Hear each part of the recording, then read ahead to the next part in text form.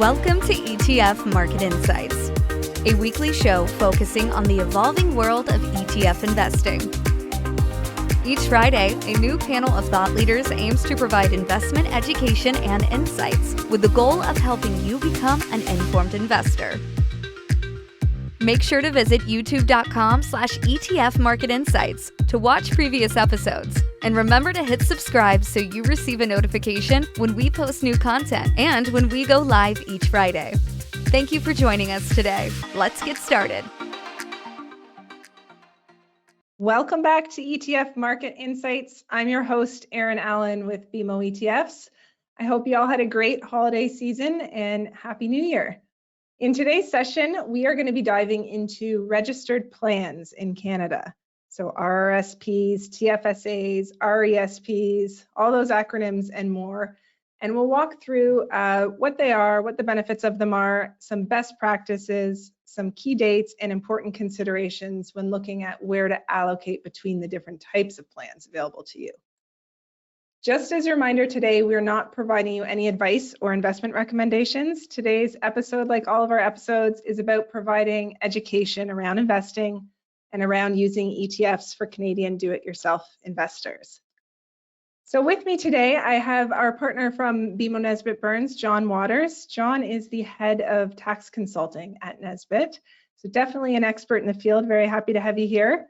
Also joined by Trevor Filt, VP of Group Investments here at BMO GAM. And Trevor and I, we've worked together for over 15 years now, and I know he's an expert in registered plans as well. Before we get started, a quick reminder to check out our YouTube channel. Here you can watch any of the episodes that you may have missed. We have over 100 episodes, 100 videos on different topics. So please remember to subscribe and ring that bell. That way you'll be notified every week as we go live. So for today's 1-minute update, I'm sharing part of my favorite report from National Bank and their ETF research desk. It's a fantastic report that they put out right at the beginning of each year to give an overall snapshot in terms of what happened in the ETF space the prior year. So here we have it, 35 billion inflows into ETFs last year. This was definitely led by cash or cash alternative type ETFs. So you can see that reflected in the fixed income numbers here at the top chart. This was really the big story of last year. There were challenges basically just about in every area of the market. And investors really turned to cash as a low risk solution in order to avoid some of the volatility in the markets. There are 42 ETF providers in Canada. So I'm showing here on the second chart, the top ETF providers ranked by AUM. And I also really wanted to highlight here an accomplishment that we at BMO are really proud of. Last year marks our 12th year in a row where we've led the industry in terms of net new flows into our ETFs. So we're not just number 2 in terms of AUM, but we've been number 12 in new flows number 1 in new flows for 12 years in a row. And this really tells us that investors are recognizing the benefits of partnering with a Canadian ETF provider, one that has a long history, one that has a comprehensive product shelf, and one that's led by a really strong team with deep experience in the space. So thanks to all of our investors out there. We really do appreciate your support. So being a new year, and being that we are in what is generally known as RRSP season, today I wanted to dive into registered plans and speak to some tax changes, the limits, the considerations. But first, being ETF Market Insights, I wanted to highlight that within any of the registered plans, which are often referred to as savings accounts, if I think about tax-free savings accounts, they are really an investment account, and you can invest in a wide variety of investments. So the options are endless: mutual funds, GICs, stocks, bonds, and of course, ETFs. And ETFs are a great investment vehicle to hold in these registered plans. They provide liquidity, transparency, and they're very low cost. They'll not be taxed on distributions. You'll not receive a T3 for them if held within a registered plan. And they just really provide great building blocks for portfolio construction. So with that, Trevor, thank you so much for joining us today. I am hoping you can run us through an overview of each of the different, more popular registered plans for us today to get us started and walk through some of the benefits of these accounts. Sure, absolutely, Erin.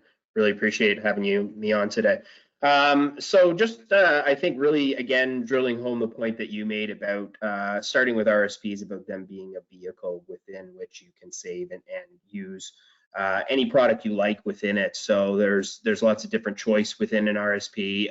You have obviously mutual funds, ETFs, stocks, just plain savings accounts within the RSP plan type. So you got to think of RSPs as a vehicle. A lot of people will say, well, I bought an RSP. No, you didn't buy an RSP, you invested within your RSP. So I think that's really the first thing that I always like to highlight when I talk to anybody about RSPs, is that this is a vehicle and there's lots of different things that can be held within the RSP plan type. So RSP, when we think about it, we have up on the screen here 30,780. That's the maximum or the contribution limit for this year. But that again assumes that you have enough income to hit that. Really what that is 18% of your income from 2022. So when you think about it, or from 2021 for this year. So when you think about it, it is 30,000 is the max, but really 18% of your income is what you're able to put away on an annual basis. Really important to highlight here that this room carries forward, right? So if you don't utilize that, let's say, you have that full 30,000 that you can use, but you're only able to save 20,000 of that $10,000 or 10,780 carries on over to the next year, and you can utilize that as you move forward. So all of us will be able to take a look at our notice of assessment that we get from CRA, and we'll be able to determine what our RSP contribution limit is and what carry forward room we have accumulated. Maybe just highlighting on the tax portion here, when we talk about RSPs do generate a contribution receipt. So when you put money in your RSPs, you'll get a contribution receipt, and then that money is deducted off your income for that year. So if you put away $20,000 in any given year into your RSPs, the end of the year, that $20,000 will come off of your income, and you'll essentially pay less tax or get a refund from CRA when you do file your taxes. So great way to save, great way to do that. And what we're looking for here, I think the benefit or maximizing the benefit of the RSP is really saving and putting money away, getting that tax refund when we're in a higher income bracket, and then obviously when we retire, being able to take money out at a lower tax bracket, and you are taxed on the money when you take money out of an RSP, but again, hopefully that's at a lower tax bracket, and you've achieved some savings over the year. So maybe we'll move forward, Aaron, I guess, to the TFSA, talk a little bit about that. So TFSA's going on, I guess, almost 13 years, or going into our 14th year with the TFSA. So lots of room has accumulated in here. You're roughly $88,000 in contribution room that's available within the TFSA now. $6,500 is the annual contribution limit. So just being cognizant of that, this is not based on your income. It is an annual amount that is indexed to inflation. So the government sets that limit every year, and they increase it as accordingly as inflation increases. That amount gets higher. So I think we've seen a kick up in the last year. Obviously, inflation's been a big headline thing. A lot of people are looking at it in the news, and as a result of that, the contribution limit this year has gone up to 6,500. TFSA a little bit different than an RSP in the sense that you don't receive a contribution receipt for the money that you put into a TFSA, but on the other end of it, you won't be taxed when you make a withdrawal from your TFSA. So a little bit different, but I think still provides you with a vehicle where you can save and invest, and I think importantly, not be paying annual taxes on that money based on the growth or the income that your investment makes during that time frame. Much like the RSP, lots of stuff that can be invested in the TFSA. So you have your stocks, your bonds, your ETFs, your mutual funds, and sometimes just your savings and GIC products as well. All right, just to take some time to talk about RESPs. I think this is an important thing for anybody who has children who might want to put away some money for their future and their potential post-secondary education. RESPs are a great way to do that. The great thing with RESPs is that you actually get some free money from the government to kick into your account. So when you think about RESPs, there's a 50,000 kind of limit, if you will, on the RESP account, but most people will try and maximize the grants, or the Canadian Education Savings Grant that goes into the program. That's that free money I just talked about there. Lifetime maximum of $7,200 on that, but basically you're capped at $2,500 a year in contribution that goes in, which gets you a $500 grant from the government, 20% of the account. So it's a great way to save, and there are also some bonds and provincial incentives that are available with the RESP. So there's a Canada Learning Bond.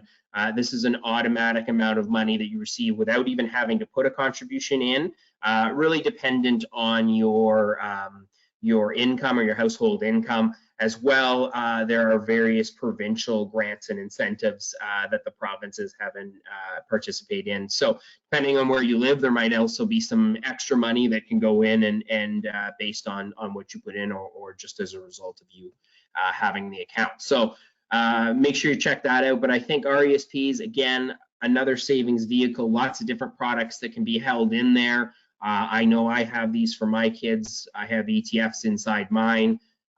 So it's a great way to do that, and a great way to put away some money and get some free money from the federal government.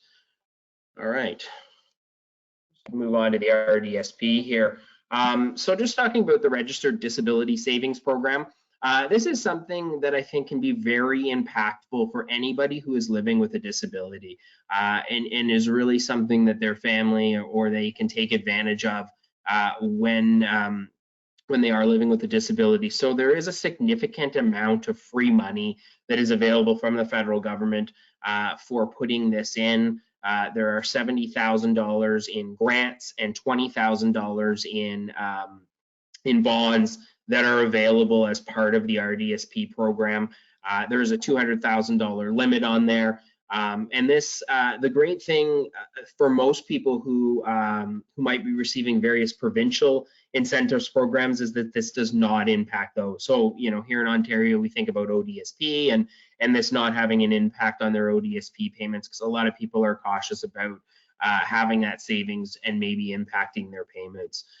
So, you know, if you know somebody or you have a family member that is impacted living with a disability, I think this is a great way for them to save and be able to put away some money for their future and receive some free money from the federal government. Awesome. Thanks for that overview, Trevor. It's definitely a good refresher. I can't get over the possibilities with the RRSP. I know it's, you know, relatively new compared to the others, with 70,000 worth of potential grants. That's huge for a lot of families. And I have 2 kids and discovered the RRSP after they were born. And speaking to a lot of my friends who aren't in the financial industry, I was shocked at how many hadn't started one or heard of this or didn't know how they worked. And I think it's just, you know, everybody wants education for their children, and it's a fantastic way to save for their future, for sure. Absolutely. So there's one new plan coming, Trevor, that's expected to launch in 2023. I think we're still TBD on the date as far as I know, but can you walk us through what's coming? Yeah, absolutely. So recently announced, obviously, with the increase in housing costs over the last couple of years, and trying to give people a way where they can save tax-free for their home purchase.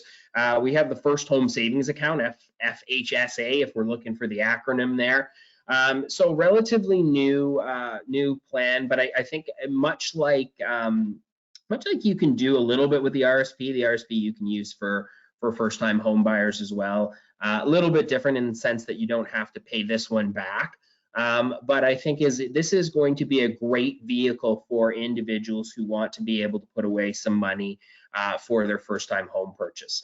Now, I will caution everybody, it does take a little bit of time when these first get going for the banks and various investment people to get these accounts up and running. I did check in with our team here at BMO, and I think we're targeting the fall of this year for a launch of this savings program. So much like the RRSP, Aaron, you'll be able to hold various different vehicles in this, you know, whether it's ETFs, mutual funds, stocks, bonds. So I think great program to look into if you are saving for a home, and allows you a vehicle to put it away, and you know, unlike the RSP option, you won't have to pay it back into the account later on. It just goes right into your home purchase, and you're good to go. Good. Yeah, I think that'll be helpful for people. It's not getting any easier to buy a house these days. John, thanks for that overview, Trevor. John, I want to bring you into the conversation, as I'm sure you have a lot to add to the discussion. A question I get a lot from investors is, which account should I maximize first, the TFSA versus the RSP? Is there a framework we can think about when determining where to put our funds to maximize the tax benefits? Yes, there is, Erin. I mean, it is a fairly nuanced discussion, but I'll try to outline sort of a general framework for that. I guess first and foremost, it's good to look at the differences between the two, and Trevor highlighted those, and they're also outlined here in the chart. You know, age is important, obviously. You know, there's limits on, I guess, upper and lower ages. Also contribution room. TFSA is sort of automatic if you're over the age of 18, whereas RSPs, you need to have what's called earned income to accumulate the room. Things like employment income, self-employment income, or even net rental income in the prior year could all generate that RSP room. So assuming you've got room in both of these accounts, you know, ideally it's great to contribute to both, but if funds are tight and you're trying to decide between the two, I guess the main rule of thumb is it's going to depend on your personal tax rate at the time you make the contribution, and your personal tax rate when you intend to withdraw these funds, typically at retirement, and of course focusing on other aspects of that, whether or not you'd be clawed back on government benefits or old age security, depending on income level. So that's the main point to consider, and the rule of thumb is that if you're going to be in a higher rate when you're contributing versus withdrawing on retirement, then the RSP is probably your best option, because of course you get a deduction, again, ideally at the higher rate, and then you take it out ideally at a lower rate. On the other hand, if you're sort of the reverse or you know, relatively similar rates, then the TFSA may be the way to go, because of course there is no deduction going in and no taxation on the way out. In a perfect world, it's, as I say, good to contribute to both. One option might be to contribute to your RSP and use that tax refund to contribute to your TFSA. But those are some of the considerations, you know, income tax bracket, you know, the purpose, of course, of what you're saving for. Is it just a short term? Maybe it's the TFSA would be better, or is it retirement? And you look to the RSP. You know, as I mentioned, looking at your level of income and tax rate now and into the future, and other sources of retirement income like pensions, things like that. I guess the only other thing I would add there, Erin, is as Trevor mentioned, we do have this new account coming out, the first time home savings account. And I think the question going forward is not going to be just between the TFSA and the RSP, but also looking to this third option when it is available later this year. And I guess I would say that for those that are eligible to contribute to this account, and that would include Canadian residents at least 18 years of age or older, that are also considered a first-time home buyer, and in essence, that's somebody that doesn't currently own a home or hasn't within the last 4 years. You may want to consider this account as well if you are considering purchasing a home, ideally within the 15-year lifetime of these accounts, because you could make a contribution to this account, get the deduction, and then if you do purchase that home, the amount could be withdrawn tax-free, and you're not using up your RSP room to contribute to this account. And in fact, if you don't end up buying a house, you can transfer the balance of this account to your RSP down the road. So that's just another consideration, and obviously as time goes on and the accounts are available, we'll certainly be talking a lot more about it. For sure, those are some great tips, and the what are you saving for is a important question, it seems like, with this new option as well. So thank you for that. Can you walk us through and highlight, we're going to show the contribution limits, but also some dates we need to be aware of as we are in RSP season? Yeah, I guess the main date, of course, is the March 1st date of 2023, which is the deadline for contributing to your RSP for the 2022 year. So you've got 60 days after the end of the year. And of course, the balance is mentioned there. The maximum that you can contribute is $29,210. But everyone, of course, will have their individual amounts that would be noted on their notice of assessment. Another important deadline, of course, to be aware of is our tax filing deadline. So where we get the slips and we can report the RSP deduction and ideally get a reduction in taxes or possibly a refund of taxes. And of course, that's April 30th, generally for each year. But this year that falls on a Sunday, so that the deadline would be the following day on May 1st. So that's another key deadline to be aware of. And I would just point out more of a concern for next year, but next year is a leap year. So the date would for RSP contributions is actually going to be on February 29th to make your 2023 contribution. But of course, you could also be doing that now, but have another year or so to consider the 2023 RSP contribution. Okay, and it's good to see the TFSA contribution limit increasing a bit. And I guess we'll wait and see what happens this year. And that's that's why there's an asterisk on the 2024 there, but we'll have to see what happens with inflation this year. Another question I get a lot, or I hear a lot about, is spousal RRSPs. And I think a lot of people don't really understand when this is a powerful thing to use. So can you explain this to us and best practices for navigating this type of an account in order to maximize your tax benefit? For sure. So a spousal RRSP is in essence an RRSP that is established for your spouse or common law partner that you contribute to based on your contribution room. So it's beneficial when you and your spouse have disproportionate incomes, particularly at retirement. And the idea here is that if the incomes are disproportionate, generally that's the higher income spouse that's in a higher tax bracket paying higher marginal tax rates would make the contribution to an RRSP for the benefit of their spouse. But the contribution is made by the higher income spouse based on the available contribution room that the higher income spouse has. And they would be the ones that would take the deduction. So the benefit, of course, is that there's a higher write-off or higher deduction for tax purposes if it's the higher income spouse making that contribution. And then, of course, down the road at retirement, the lower income spouse would be the one that's withdrawing the funds to fund their retirement. And if they were at a lower tax rate, then you would obviously get an advantage there because you're getting a deduction at a high rate and the withdrawal down the road at that lower rate.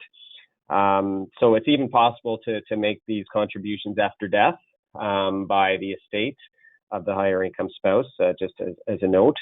But the main benefit here is income splitting and tax deferred growth. So obviously the benefits of an RSP and the tax deferred growth, but obviously here the income splitting, as I mentioned, by getting the deduction at a high rate and the withdrawal down the road at a lower rate by the lower income spouse. The main other consideration would be around income attribution. So this is a long-term play. This is not something that you would make a contribution today and withdraw it, later this year or in the next year or two, because there's an income attribution rule that basically says if you make a contribution to your spouse's RSP account and they withdraw later that year or in the next couple of years, that RSP withdrawal is going to be taxed in the hands of the contributor, the higher income spouse. So really taking away an advantage of this income splitting that's possibly available here. So it's a long-term play. So if you do make that contribution, or if you do make the withdrawal, just to be clear of that, current year and 2 preceding years, that would be caught in terms of withdrawing those amounts that would attribute that income back to the spouse that made the contribution. Okay. And just Erin, just the final point here is that it's often a good idea for if you want some flexibility in making withdrawals for the spouse to have their own account that they're contributing to, assuming that they've got some room to make those contributions, because that gives them the flexibility to make a withdrawal from that account, provided they're the only ones that have been making contributions to it. Whereas, anything that comes out of the spousal RSP, whether or not it's the one that actually received the contribution or another one set up elsewhere, could be caught by that attribution rule. Perfect. Those are good considerations. Thank you. Now, I spoke off the top about how ETFs are effective investments for these plans. In particular, I always think about asset allocations as a really great one-ticket solution for some of these maybe smaller accounts like RESPs and the like. But John, when you're considering where to put your investments, registered versus non-registered, are there types of ETFs or other securities that are better suited for registered accounts or ones that are better suited for non-registered accounts? Yeah, I think as a general rule, sort of the big picture perspective is because anything that's going into your non-registered account is going to be taxable, that we're looking at things like return of capital or anything that would generate a capital gain because of the 50% income inclusion on those types of income. And then on the flip side, you've got, fixed income or interest that is fully taxable. So those types of income would generally be better off in a registered account, TFSA, RSP, because you're not getting taxed in those accounts. So that's kind of the high level rule of thumb. But I did want to speak briefly to U.S. securities, dividend paying securities in particular, is that there is a bit of a nuance here in that if you invest a U.S. security in an RSP or a RIF, there is a provision in the Canada-U.S. tax treaty that says that if there's a dividend that is paid on those securities, those U.S. securities, in those RSPs or RIFs, that there will be no withholding tax applied. So that's obviously a good reason to invest U.S. securities within an RSP or a RIF. But notably, that exclusion from withholding tax does not apply to a TFSA or, for that matter, an RESP, because those are not considered retirement vehicles under the Canada-U.S. treaty. So what would happen in the latter scenario with the TFSA or RESP is that you would have the withholding tax apply, and there's really nothing you can do about it. It's in essence a cost.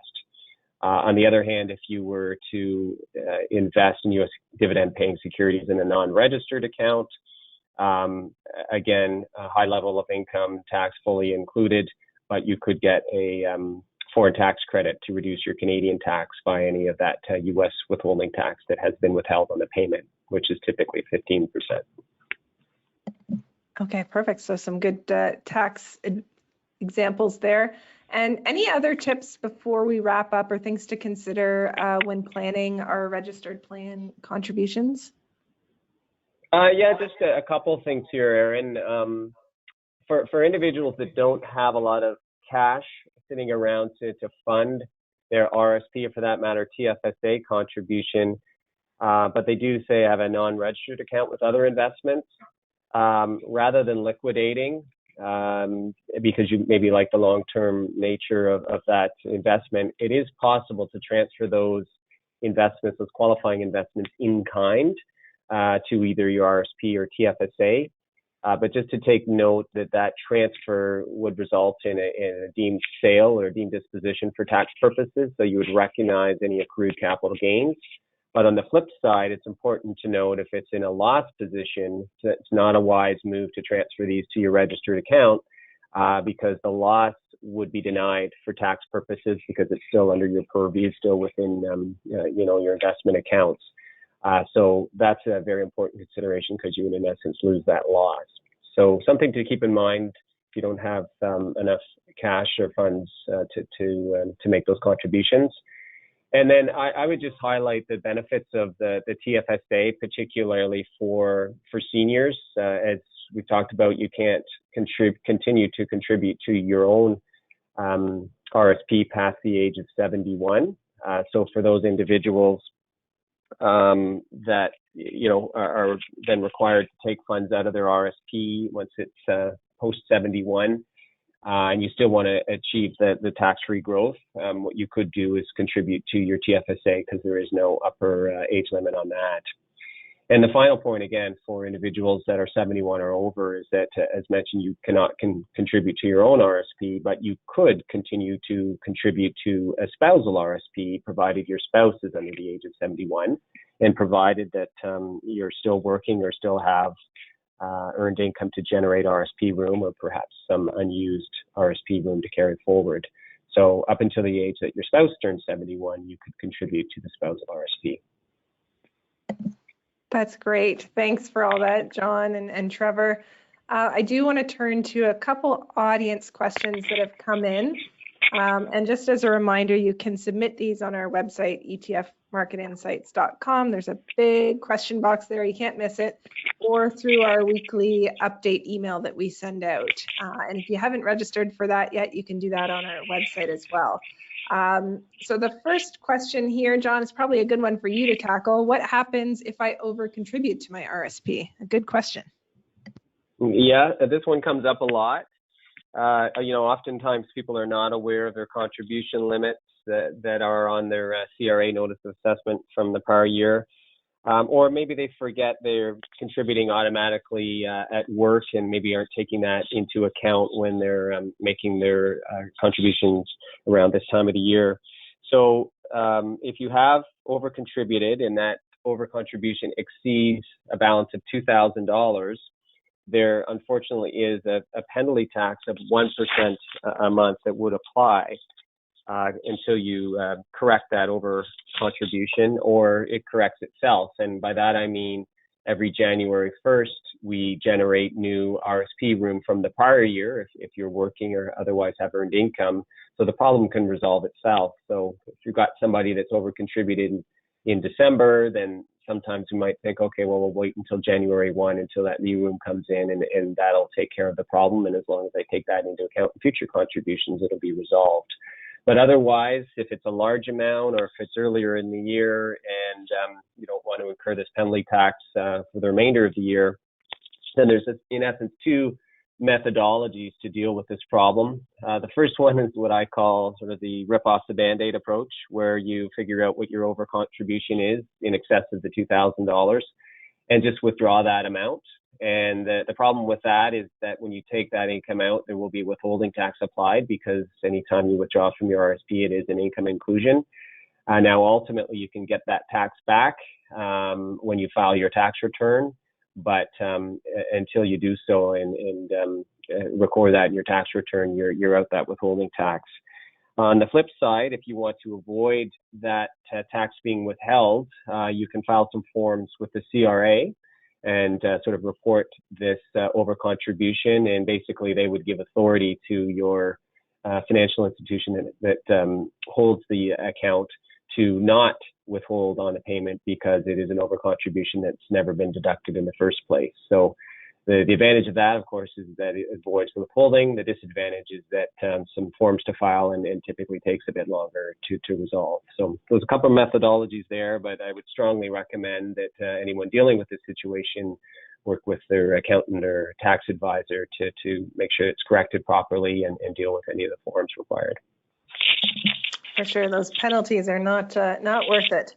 And then the next question here: are there tools to help me with RSP contribution decisions? So I think first and foremost, it's always a good idea to consult with a professional, your financial advisor, or a tax expert on these topics. But with that said, of course, it's nice to have some calculators and figure it out on your own as well. So I've come across a couple that might be helpful in getting started. There's actually one on the Globe and Mail site. If you just type in Globe and Mail RSP calculator, I can also add it to the comments in this video afterwards, but it basically helps you find your marginal tax rate based on your province, and then determine how much tax savings your annual RSP contribution will generate. So I thought that was an interesting one. There's also a tool, it was actually made by the OSC. They have a website called getsmarteraboutinvesting.ca. And it basically estimates how much your registered retirement savings plan will be worth at retirement, and then how much income it'll provide each year. So it gives you an idea or a look into the future planning around that as well. So I thought that was a good one to check out as well. But definitely you can always check in with your financial planner if you're finding it a little overwhelming. So with that caps off another great week of ETF Market Insights. So thank you, John and Trevor, for a great discussion today. I think it was a good session to clear up some of the mystery around registered plans and how they can best be used as we're in RSP season. Next week, we will be back, same place, same time. Kevin Prince is going to host, and he'll be hosting Dave McGann from BMO Investor Line, who's going to walk us through some of the current trends in the online investing space and really the future of digital investing. So thanks for joining us, and we hope to see you then. Have a good day. Thank you for watching this week's episode of ETF Market Insights. To stream any previous episode of ETF Market Insights series, please visit youtube.com/ETF Market Insights. Remember to hit subscribe and sign up for alerts so you know when we post new content. Also, we invite you to visit our accompanying website for ETF tools, education, and much more at etfmarketinsights.com. Once again, thank you for watching. The session provided is for information purposes only. Any reference to a particular company or product is for illustrative purposes only and should not be considered as investment advice or recommendation to buy or sell. Particular investments and/or trading strategies should be evaluated relative to the individual's investment objectives, and professional advice should be obtained with respect to any circumstance.